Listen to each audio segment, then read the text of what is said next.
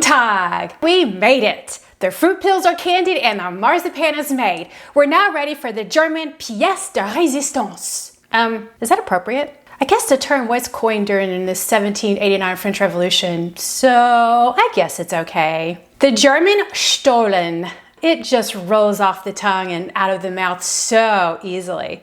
Such a fancy word. Or is it criminal? Stolen? Well, we'll stick with the elegant German accent. Stollen. What is stollen anyway? Stollen in its most basic form is a dense yeast bread, traditionally made with raisins, butter, almonds, candied orange and lemon peel, flour, water, and yeast. Whew! What an indulgent treat. There are many variations and other flavors added, such as milk, sugar, salt, spices, and spirits. Yes, the happy juices. No wonder the holidays can be a bit, colorful? Welcome to Summer Bakes the World. Summer here, baking traditional breads from around the world, providing some history and lots of tips. So join me on this journey, whether in my kitchen or yours, and together we can discover the world. If we're baking the world, it means so much more to understand our bake's origins. So here's a quick rundown of the German Stollen. Stollen is the most traditional of all German holiday breads. It was eaten during a medieval fasting, first recorded in 1474. That was well before Columbus unintentionally landed in America. At that time, Stollen did not include milk or butter because the Catholic Church did not allow such indulgent ingredients. However, after a request in 1491, I can't even remember that date, still before Columbus stumbled on America, the Pope granted the use of butter and richer ingredients in this bread. Ooh, the pressure the Pope must have been under. Eeks. Even so, by 1560, Stollen became the bread of kings and was regarded as a royal treat. Hey, it's the holidays, a time for giving, hope, peace, and love. Shouldn't we all feel like kings and queens? Let's get this holiday bake started. For this recipe, you need a lot of ingredients, and you will need time to prepare. However, I will tell you about a few shortcuts. But I've got you covered in 2 previous videos where I've prepared the candied fruit and marzipan. See the links in the description below this video for those recipes. Now remember, it's the holidays. While none of these components require skill, they do take time. But think about it. What an opportunity for you to spend time with your kids or significant other in the kitchen to make something incredible, all while learning some culture, history, and baking tips. I don't know about you, but if I had the time, I wouldn't want to squander these opportunities. So what are we waiting for? Here are the ingredients. Whole milk, yeast, granulated sugar, all-purpose flour, eggs, butter, vanilla extract, lemon, salt, ground cardamom, nutmeg, ground cinnamon, marzipan. I'm using my homemade. See the video link and recipe in the description. Raisins, candied fruit peels, also using homemade. See the video link and recipe in the description. Blanched almonds, dark rum, and powdered sugar. Well, that's a grocery store list of ingredients, but I bet most of these you already have in your pantry. So step 1 is making the happy juice, fruit, and nuts. So I have a medium bowl here with about 9 ounces of raisins.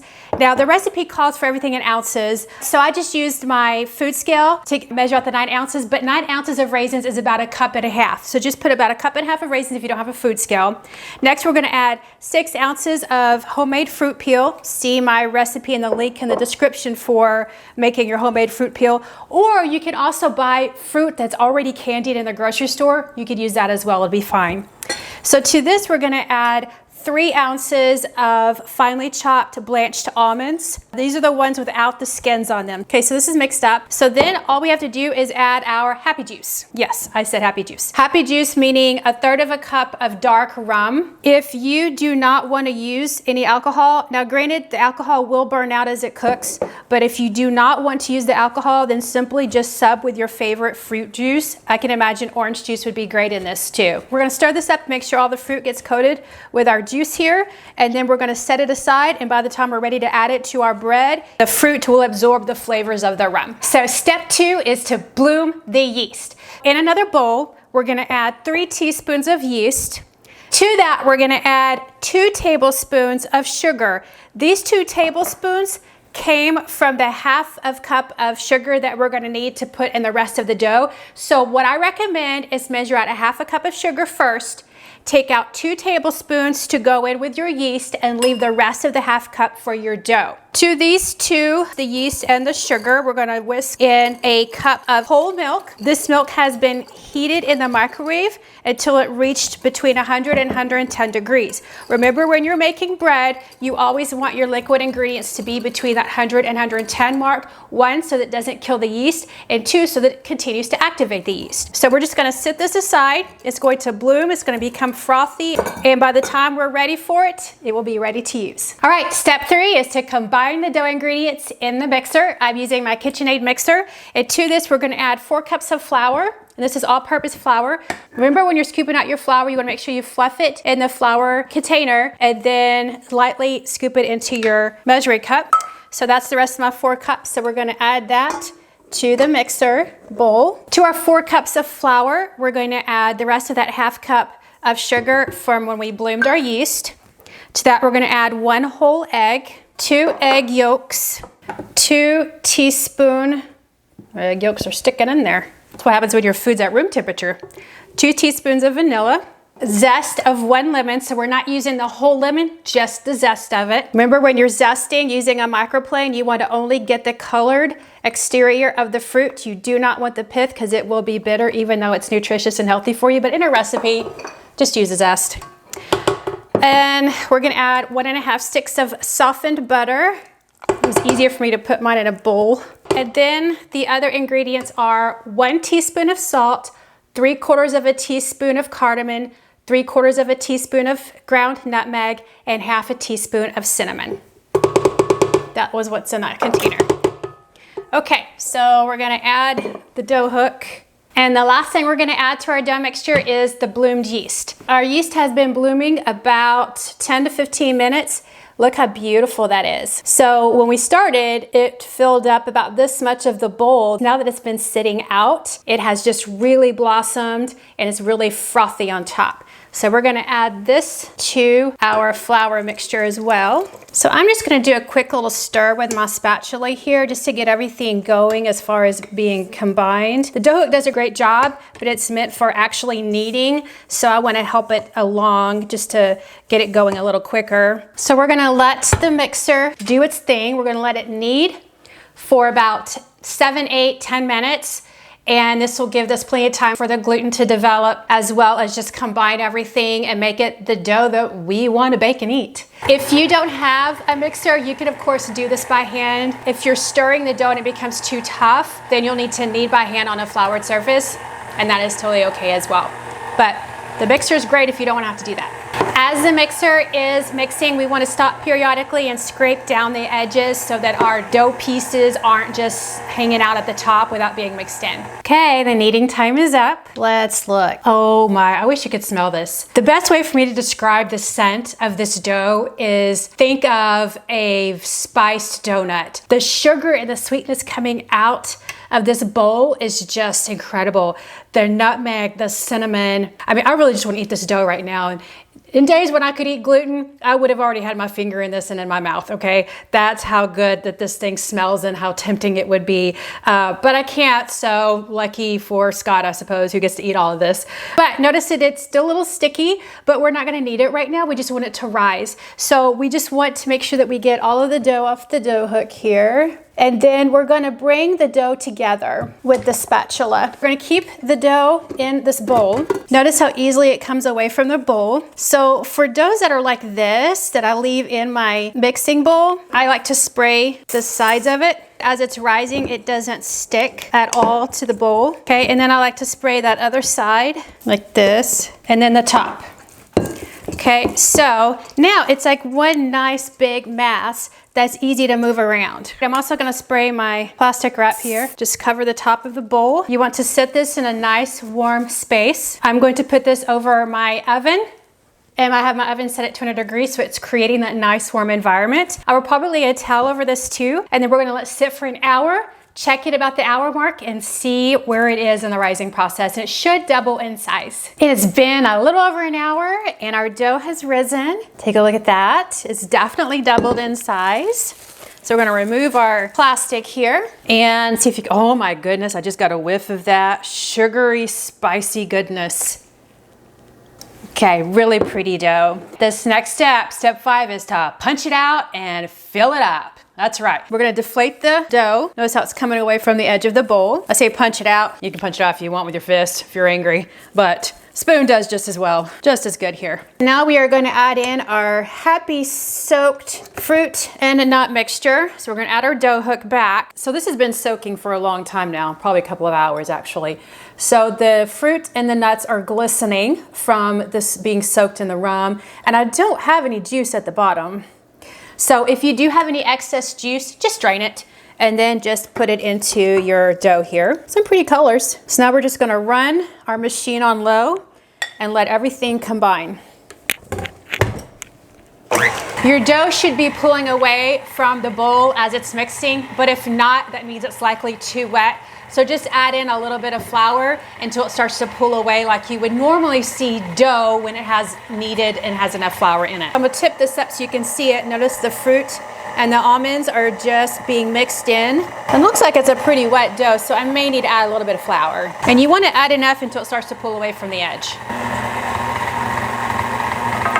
So I think our dough has kneaded in enough of the fruit and almonds. Let's take a look. Mind you, again, this is a sticky dough. I'm gonna help this a little bit stirring in because I'm not so sure that this fruit and nuts have actually made it to the bottom of this bowl here. Technically, this is not really a kneady dough. It doesn't need a knead. So we're ready for step 6, which is to shape, divide, and add the marzipan. So you need to prepare a floured surface. So I'm gonna do the usual for me, which is to use my towel and what I use as my kneading board. Now I'm all set. So we're gonna add some flour to the board and make sure that the dough doesn't stick to the board. And we're not gonna do any serious kneading here like you would normally bread. It's just basically it's to manipulate it on the board, that's it. So we're gonna scoop it out. So this looks like a fruitcake, doesn't it?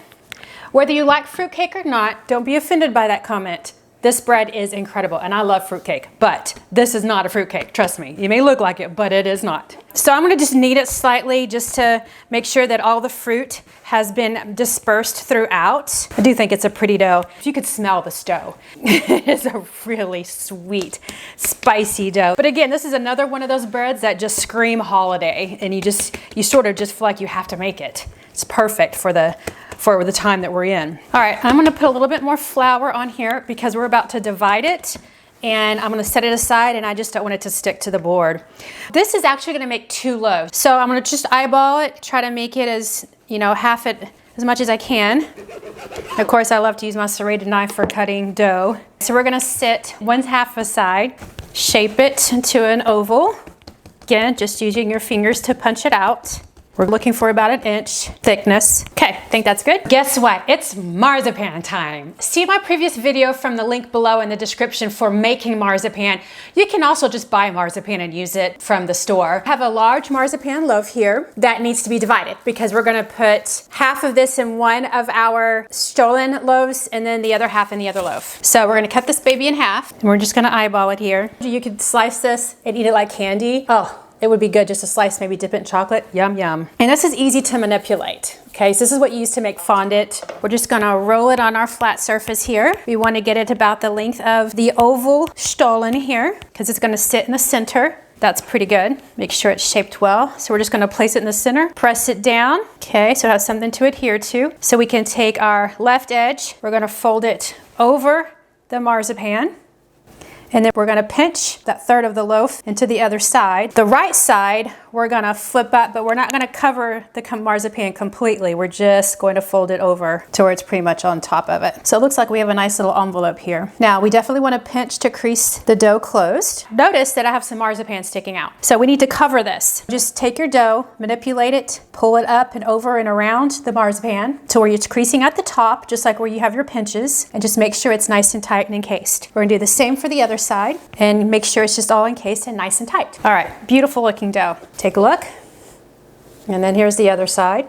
Notice you don't see the marzipan sticking out on either end. And just make sure we've got those pinched well where that crease is. And we have the other one as well. Both have been done. The last step we need to do is to create the signature marzipan crease. So you find where your marzipan is. I've already moved mine around, so I'm kind of not really sure now. Anyway, take one side of the marzipan and then just put a crease in it. And you can see how the marzipan just sticks up. That's called the Stollen marzipan crease. Okay, so notice how it's just a little bit lumpy on one side than the other. You're gonna do that for both of these loaves. All right, so we have our divot, we have the signature marzipan hump. We're ready. Our step 7 is to rise and bake. So we're gonna place the Stollen on parchment paper lined cookie sheet. Now I'm gonna sit them at an angle so they can have plenty of space to rise. And these are easy to lift, so you don't have to worry about flouring your hands or using a spatula or anything. They come right off the floured surface. They are heavy dough, that marzipan and all that fruit. Oof, it's a lot of heft going on here. So we're gonna sit these in a warm space, cover them with plastic wrap. In fact, I'm gonna reuse the one I already had. That's already sprayed. And then we're gonna add another plastic wrap to the other side. So we're gonna spray our plastic just so that our dough doesn't stick to plastic. Lightly cover it up so that it has coverage without allowing drafts to loose, so that as it rises, then the plastic will move with it. So we're gonna sit both of these over, I have my oven on at 200 degrees as usual. This will puff up, it'll take about 45 minutes to an hour, and then it'll be ready to go into the oven. We're in the last 15 minutes of our rise. So I've preheated my oven at 350 degrees. The Stollen is still on the oven, puffing up. So that's not gonna double in size, but it is gonna puff just a little. So in 15 minutes, we'll check back and put them in the oven. Our Stollen has been rising for about the last hour. We're gonna remove the plastic topping. If you have any loose raisins that are coming out of the loaf, just remove them so that they don't burn in the heating process, or you could probably just shove it back in the loaf. But we just had one random raisin, so we're just gonna put in the oven at 350 degrees for 30 to 40 minutes. And then I will check it with my thermometer to see that it's 190 degrees, but you just wanna make sure it really is golden brown. So here they are. The Stollen have baked for 45 minutes so that we got to that 190 degree mark. Now, step 8, the final step, which is to add the final touches. We're going to let the Stollen rest for 5 minutes. And during that time, I'm gonna take a stick of butter and melt it in the microwave. After which we will poke holes into the Stollen and then brush on the melted butter, followed by putting mounds of snow, powdered sugar on top. We're almost there. We have a stick of butter that's melted, but first we need to poke holes in the Stollen because the holes will allow the butter to seep down inside. So we're just gonna randomly put some holes in both of these, just all over. I've just got a simple little toothpick. As if this bread wasn't already rich enough. Hey, it's the holidays. Go big or go home. Now we're just gonna brush over the Stollen, all this ooey gooey butter. So the goal of this is for the butter to seep down into the holes that we just put into our bread. Now, notice I've got some raisins popping off. It's all right, gives you an excuse to pick one up and eat it. Get a little taste of the Stollen before it cools too much. I did use that whole stick of butter. And look, you don't really have any butter seeping out of this bread. It has totally soaked into both of these loaves. I didn't say this is gonna be a healthy bread. It is the holidays, just go for it. Once a year, it's not gonna kill you, right? Now that the butter is on the bread, we're just simply going to cover it in powdered sugar. We want it to look like snow. We want it covered really, really well. It should be a beautiful loaf of bread. Not only rich on the inside, but rich looking on the outside. So pat your powdered sugar into your bread on the tops and the sides, and then add more. Our Stollen have been covered in powdered sugar, so we've got snowy looking bread. We're gonna let it cool completely, then we're gonna cut into it and taste it. The Stollen can be sliced and eaten now, or wrapped tightly in both plastic and foil and left to ripen in a cool place for 2 weeks. The liquid from the dried fruits will further penetrate the dough for more flavor and moisture. Stollen can also be frozen for longer storage. This recipe makes 2 large or 3 medium Stollen. Take a look at the inside. As you can see, all the fruit and the nuts have been dispersed. There is our little roll of marzipan. So when you slice into it, the roll is going to be separate from the whole bread, but you should be able to see it. It's time to taste. As you know, I'm unable to eat my bread baked since I'm gluten intolerant, so Scott is joining us. I had to twist his arm to be my taste buds today. Well, I'm here to help. Well, thanks for joining us. It was such a task to talk you into being this part of the process. I'm sacrificing for you. I know you are. Would you mind giving it a taste and describing it for us? So as you know, we have the marzipan, which is soft, so it's going to add a nice little texture to the bread. We also have the chopped up almonds and the fruit peels and the raisins in this, and it is a pretty sweet bread. But let's get the official verdict from our taste tester now that he's had a chance to eat it and focus on the flavors. Definitely not making a peanut butter and jelly sandwich with this bread. And why is that? It's a little sweeter than a lot of breads. It's good. It's a nice dessert bread. I like the marzipan and the dried fruits. It's not quite like a fruit cake, but if you like those types of flavors with a little bit of a better host, I guess you could think of it that way. Right. It's a good alternative. Well, and the bread isn't probably as dense as a fruit cake. Would you say it's a little bit lighter? No, it's definitely not as dense. I like fruit cake. I'm the person that likes fruit cake, I guess. But the marzipan is definitely something that's going to be very different, very sweet, and it's a good dessert bread though. Okay. Wow. Butter, sugar, fruit, candy, yum. This is a fun bread to make because of all the homemade components and the many childhood connections, from the Fruit Loop syrup we get from the candied fruit peels that taste like jellied orange slices. Even during the holidays, when we tend to bake and cook traditional foods, we can find ourselves connecting to cultures around the world. In fact, this is by far a bread that breaks cultural boundaries, centuries, and social classes.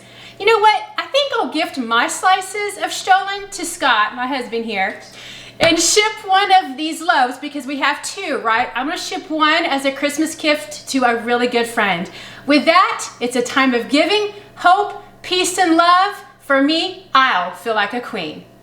Thanks for watching. I hope you've gained some holiday inspiration and Christmas cheer. Remember to subscribe to my channel, share my videos with your family and friends, and click on the notifications button to be notified of newly updated videos. And to all of my former German students, ich vermisse dich, frohe Festige. And until next time, auf Wiedersehen, go bake the world.